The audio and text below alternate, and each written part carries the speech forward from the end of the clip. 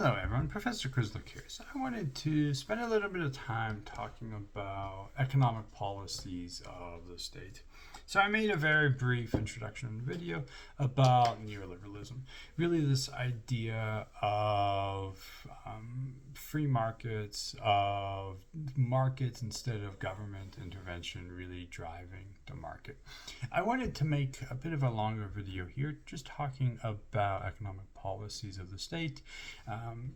This excuse me, these competing ideas of how much government intervention there'd be and what is the state's role in the economy. Why does the state play a role in the economy?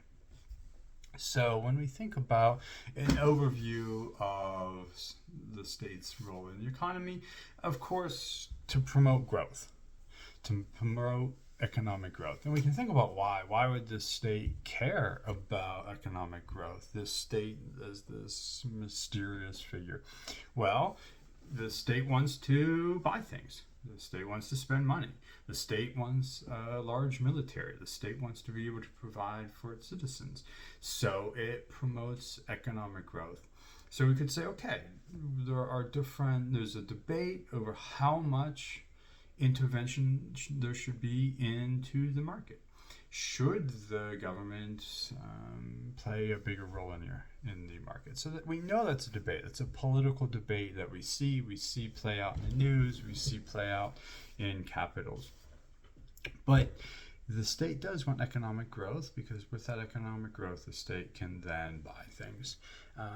Also, we see that the state attempts to control inflation, control at high rising inflation, which around the world over the past half decade, we know inflation's been a big issue.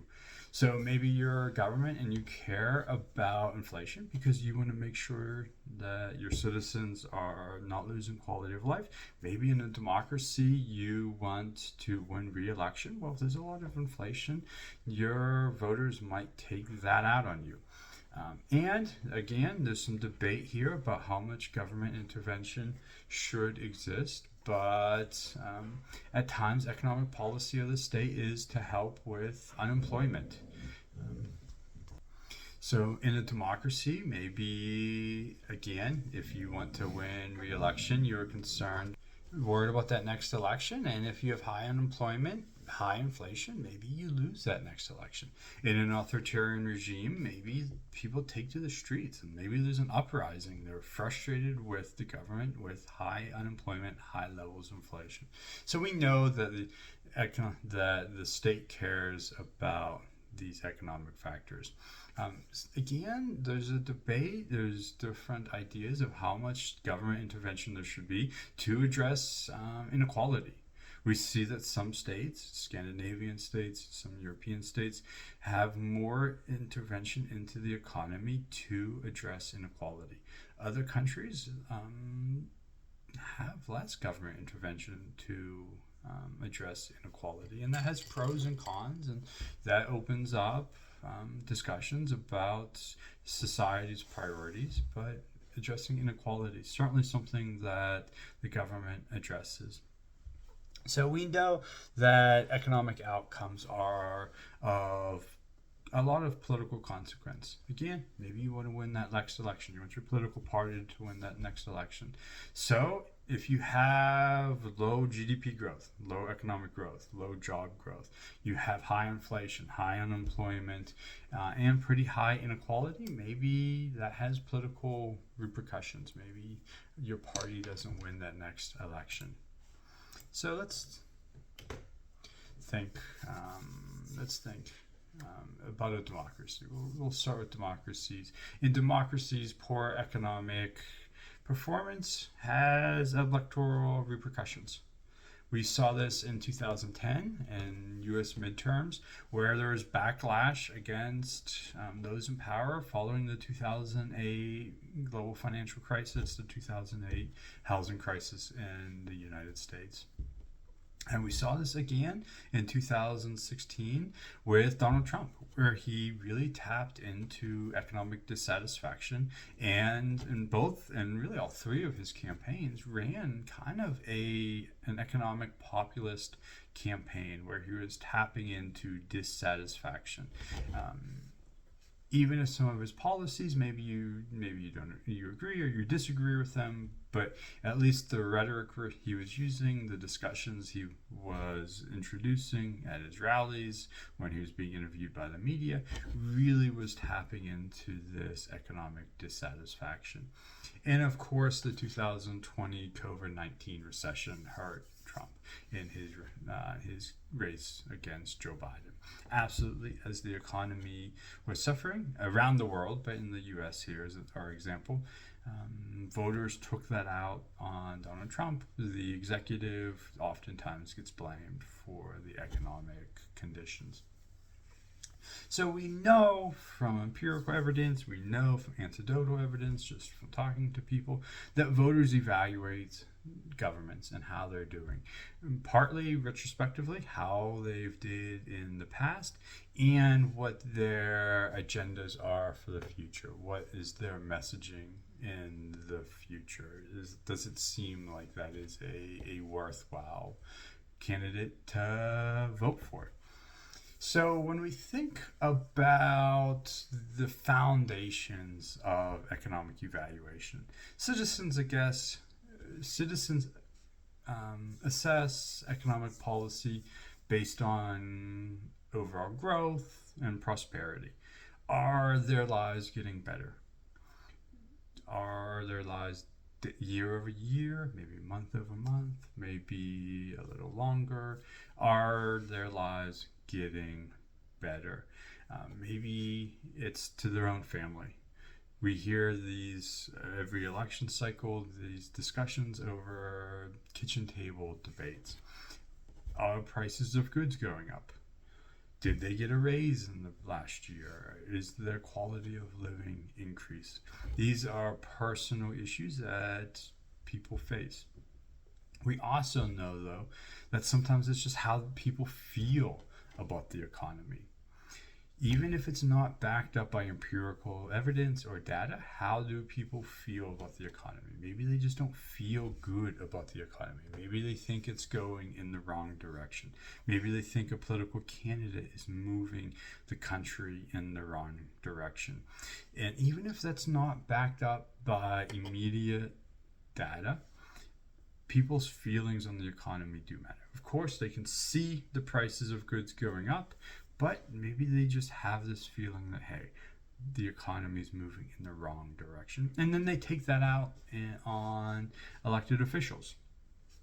So we know that the economy really matters for a lot of voters. When voters are asked why you voted for a particular candidate, the economy is oftentimes near the top. It's not always number one, but it's always near the top. People really are being impacted by the economy. Their purchasing power are things getting more expensive? Is inflation hurting their ability to buy products? So we know this matters. This matters a lot.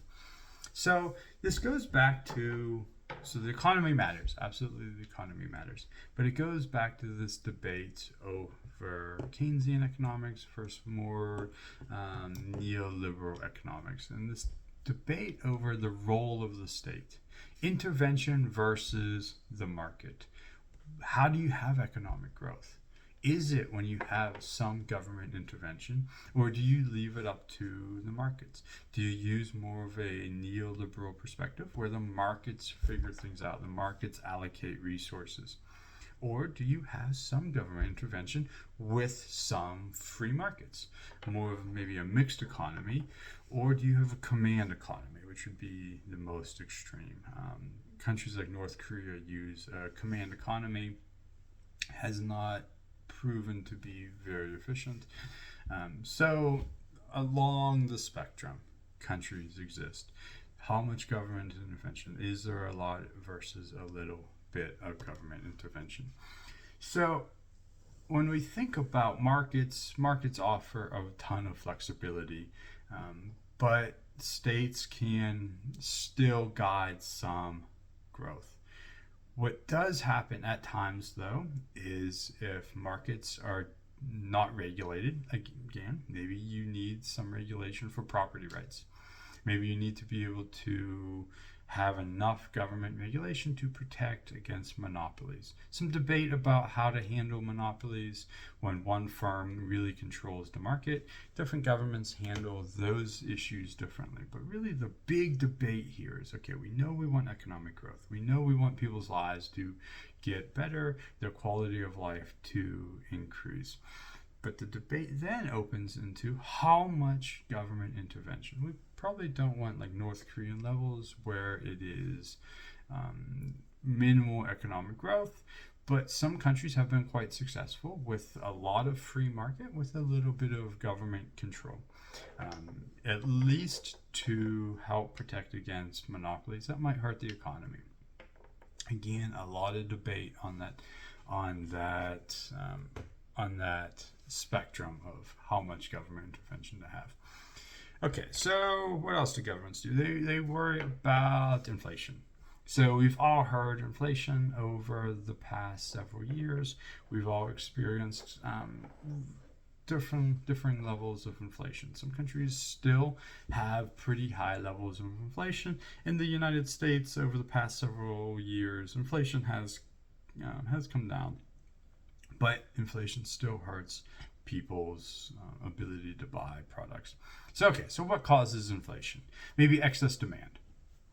If we all of a sudden have more money to spend and we have the same quantity of goods in the short term, we'll see inflation because there's this excess demand. Okay, also deficit spending. So we see this at times when the economy is suffering and governments spend money to try to kick-start the economy. We see deficit spending can lead to inflation. We also see monopolies can lead to inflation and trade restrictions. So there's a lot of debate and discussion across the world right now about where we're at with globalization, where we're at with international trade. We know under the Trump administration, we are having a lot of discussions about trade restrictions, putting tariffs on trade with other countries. Well, that can lead to inflation because now maybe we have excess demand because we have less products to buy. So if we have the same amount of demand, but not as many goods to buy, that can be inflationary. So prices will rise. So what are the consequences? The consequences of inflation are things get more expensive. This particularly hurts people that are on fixed incomes that aren't going to change. Now all of a sudden prices are going up, things are getting more expensive. That hurts people on fixed incomes. We may have all heard of hyperinflation. Venezuela is a good example of this, where prices are just skyrocketing. Not just like a 7-8% inflation, which is painful for people, but hyperinflation, 20, 30, 40, 50, 100% inflation rates. We know this devastates savings. We know this causes prices to skyrocket. So then people are hurt. So when we're thinking about the state's worried about inflation. The state's also worried about unemployment. Unemployment, we know, wastes talent. It harms people's dignity, or if you're reading an econ textbook, it hurts their unemployment can hurt people's mental well-being. Like, unemployment has psychological and economic impacts. So unemployment is troubling. So we know that governments try to handle unemployment differently. Stimulus spending, maybe Keynesian economics. So in my last video, we talked about neoliberalism really letting markets try to figure it out? Well, the opposite of that, as we mentioned, was Keynesian economics. Stimulus spending, spending money, trying to get money into the economy, trying to get the economy kickstarted. So we saw this in 2008, 2009 with the global financial crisis. We also saw this with COVID, trying to kickstart the economy, get the economy going. For unemployment, we also see at times the state engages in retraining, education, trying to prepare workers for jobs of the future. So maybe they had a skill set that is no longer in demand for an emerging economy. We see government programs to help educate, retrain. If we talked about like comparative political economy, some countries like Germany do a lot of this, a lot of social spending, trying to get workers prepared for the future. So unemployment, inflation, we know these are problems. Where we see a little bit of debate, more debate than I'd say with the others, is economic inequality and maybe why it matters. So we hear a lot of discussions in Western democracies right now about economic inequality and some of the issues that might arise with inequality. So we know at the outset it can lead to frustration. We absolutely see in the US, we see frustration. We see in Europe frustration against economic inequality. The budget bill that is working its way through Congress, one way that it's talked about is will it exacerbate economic inequality. And if you are like playing on social media, you will see people frustrated about, hey, this will lead to a greater inequality. This will lead to maybe a wealth redistribution. It's how we hear. If we look at the front page of the Washington Post, there was an article over the weekend about some of the ramifications of the budget bill. So we hear about economic inequality. And so when we think about what that matters, why it matters, maybe it, maybe it hurts civic participation, maybe it hurts trust in the system. The U.S. has relatively high inequality amongst other democracies, so we do know that it is discussed in the U.S. So really, I just wanted to make a quick video here, an introduction to some of the roles that the government plays in the market, in the economy. So thank you for watching.